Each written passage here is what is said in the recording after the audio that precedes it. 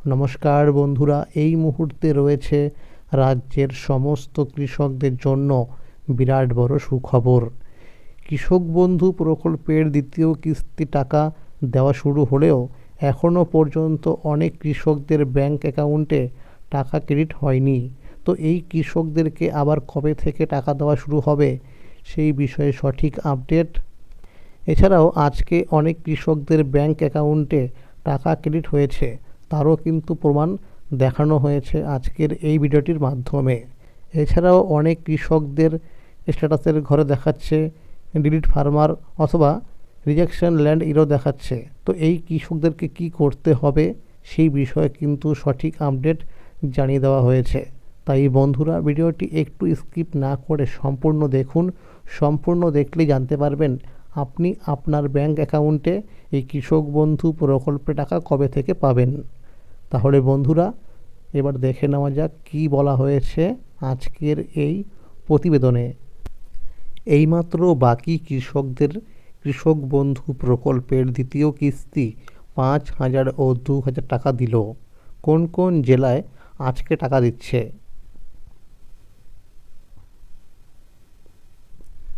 গত 8ই জানুয়ারি বৃহস্পতিবার গঙ্গাসাগর মেলার সরকারি সভা মঞ্চ থেকে রাজ্য সরকার কৃষক বন্ধু প্রকল্পের দ্বিতীয় কিস্তি অর্থাৎ রবি মরশুমের আর্থিক সহায়তা দেওয়ার ঘোষণা করলেও বাস্তবে এখনও বহু কৃষকদের ব্যাংক অ্যাকাউন্টে সেই টাকা পৌঁছায়নি।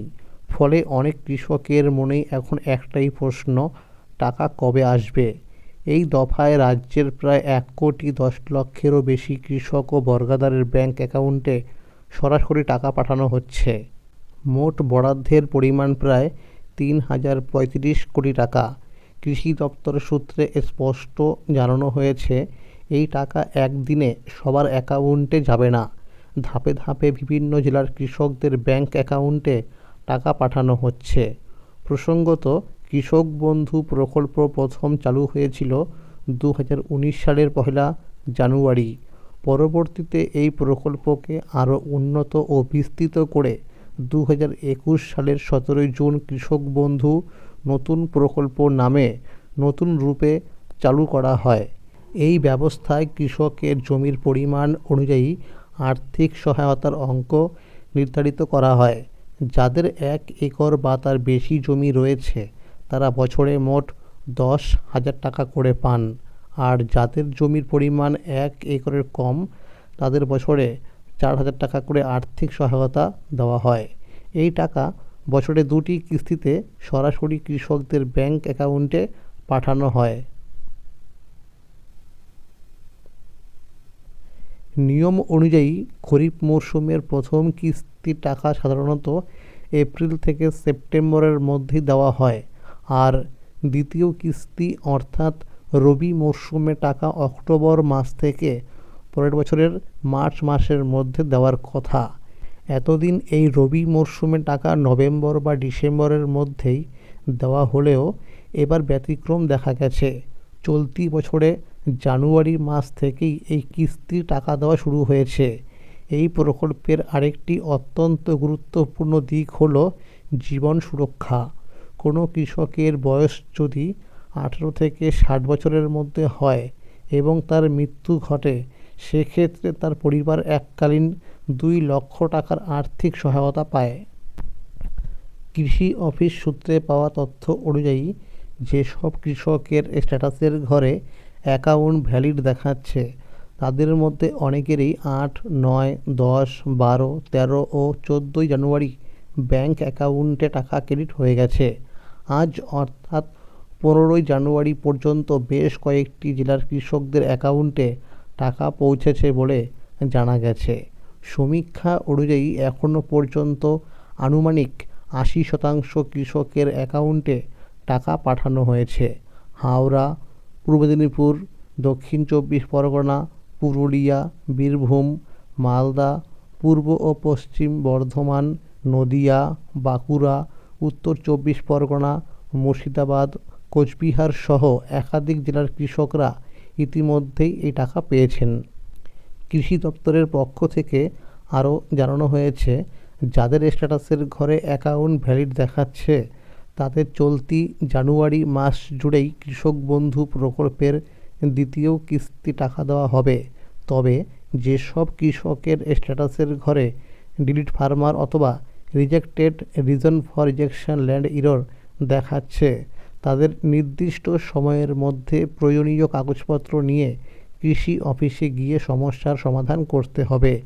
এই কাজ সম্পন্ন করলে মার্চ মাস পর্যন্ত যে কোনো সময় তাদের অ্যাকাউন্টে টাকা দেওয়া হতে পারে।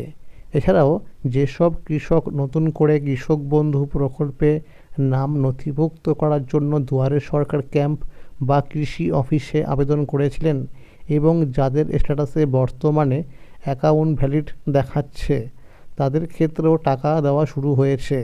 আবার যারা আগে থেকেই এই প্রকল্পে টাকা পাচ্ছিলেন কিন্তু পরবর্তীতে নতুন জমি কিনে জমির পরিমাণ বৃদ্ধির আবেদন করেছিলেন এবং যাদের জমির তথ্য আপডেট হয়েছে তারা অতিরিক্ত জমির জন্য প্রাপ্য টাকাও পাচ্ছেন।